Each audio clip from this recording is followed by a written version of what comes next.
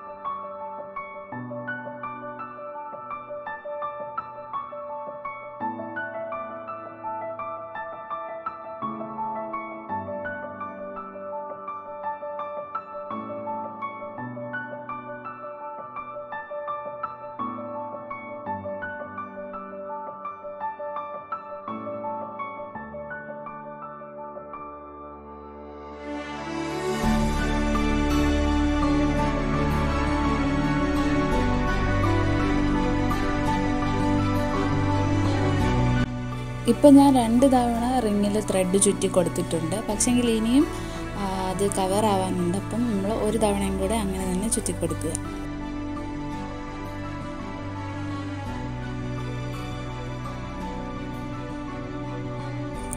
ഇപ്പോൾ ഓൾമോസ്റ്റ് എല്ലായിടവും കവറായിട്ടുണ്ട്. ഇനിയും കുറച്ച് ചെറിയ സ്പേസ് ഉണ്ട് അതിനിടയ്ക്ക്. അപ്പോൾ അവിടെയൊക്കെ നമ്മൾ ജൂട്ട് ത്രെഡ് ഉപയോഗിച്ച് ഒന്നും കൂടെ ചുറ്റി കൊടുക്കാം. അപ്പോൾ ആ സ്പേസ് കവറാകുകയും ചെയ്യും, അതോടൊപ്പം കുറച്ചുകൂടെ ഭംഗി കൂടുകയും ചെയ്യും.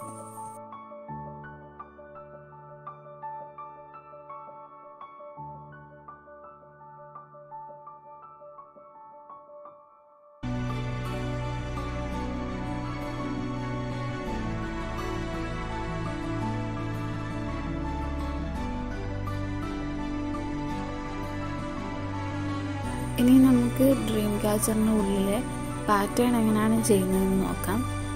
ഡ്രീം ക്യാച്ചറിൻ്റെ റിങ്ങിൽ ചുറ്റാൻ ഉപയോഗിച്ച അതേ ത്രെഡ് തന്നെയാണ് ഞാൻ ഇതിനും എടുക്കുന്നത്. ത്രെഡ് റിങ്ങിൽ ഒരു ഭാഗത്ത് കെട്ടിയതിന് ശേഷം ഈക്വൽ ഡിസ്റ്റൻസിൽ വീഡിയോയിൽ കാണുന്നത് പോലെ ത്രെഡ് ചുറ്റി കൊടുക്കുക.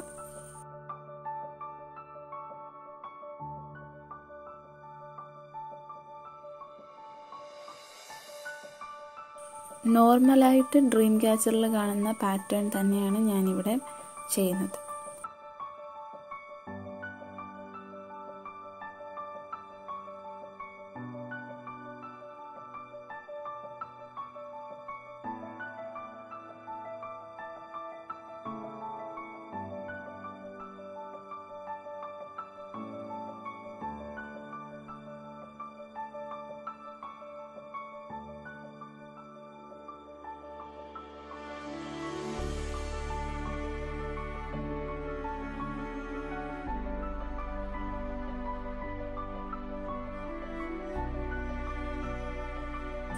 ഇനി നമുക്ക് വേണ്ടുന്നത് ഫെദേഴ്സാണ്. ഫെദേഴ്സ് ഹാങ് ചെയ്യാൻ വേണ്ടിയിട്ട് ഞാൻ ജൂട്ട് ത്രെഡ് തന്നെയാണ് എടുത്തിരിക്കുന്നത്. ഈക്വൽ ലെങ്തിൽ ഒരു 10 ജൂട്ട് ത്രെഡ് ഞാൻ എടുത്തിട്ടുണ്ട്. അതിൻ്റെ അറ്റത്തായിട്ട് ഓരോ ബീഡ്സും വെച്ചിട്ടുണ്ട്. ഫെദേഴ്സ് ഒട്ടിക്കാൻ വേണ്ടിയിട്ട് ഗ്ലൂ ഗണ്ണും നമുക്ക് വേണം.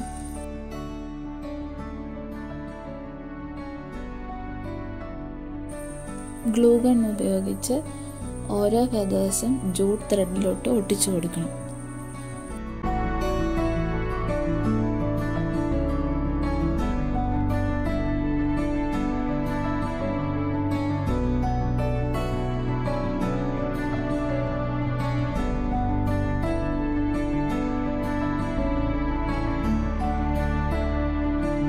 ത്രെഡിൻ്റെ അറ്റത്ത് നമ്മൾ ആദ്യം വെച്ചിരുന്ന ബീഡ്സ് കൂടെ ഗ്ലൂ ഗൺ വെച്ച് ഒട്ടിച്ചു കൊടുക്കണം.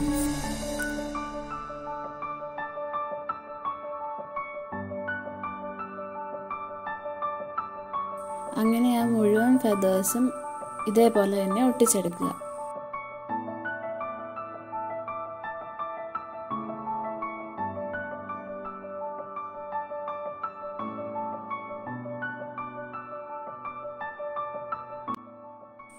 അങ്ങനെ നമ്മുടെ ഡ്രീം ക്യാച്ചറും ഫെദേഴ്സും റെഡിയായി കഴിഞ്ഞു. ഇനി നമുക്ക് ഓരോ ഫെദേഴ്സും ഡ്രീം ക്യാച്ചറിൽ ഹാങ് ചെയ്ത് കൊടുക്കാം.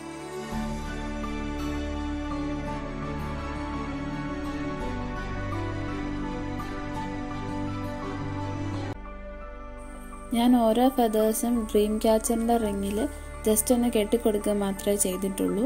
അതേപോലെ ബാലൻസ് വരുന്ന ജൂട്ട് ത്രെഡും കട്ട് ചെയ്യേണ്ട ആവശ്യമില്ല, അത് അതേപോലെ തന്നെ അവിടെ വെച്ചേക്കുക.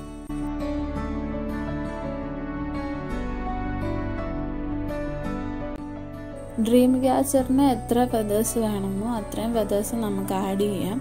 കൂടുതൽ ഫെദേഴ്സ് ആഡ് ചെയ്താൽ അത് കുറച്ചും കൂടെ നല്ലതായിരിക്കും.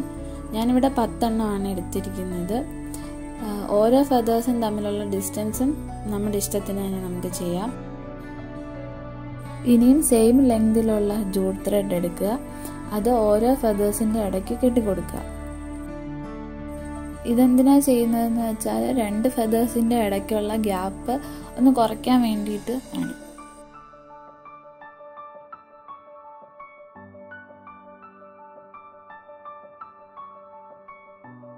എംബ്രോയ്ഡറി ഹൂപ്പിൻ്റെ സ്ക്രൂ വരുന്ന ഭാഗത്തെ ഹോളിലൂടെ നമ്മൾ ഡ്രീം ക്യാച്ചർ ഹാങ് ചെയ്തിടാനുള്ള ത്രെഡൂടെ കെട്ടിക്കൊടുക്കുക.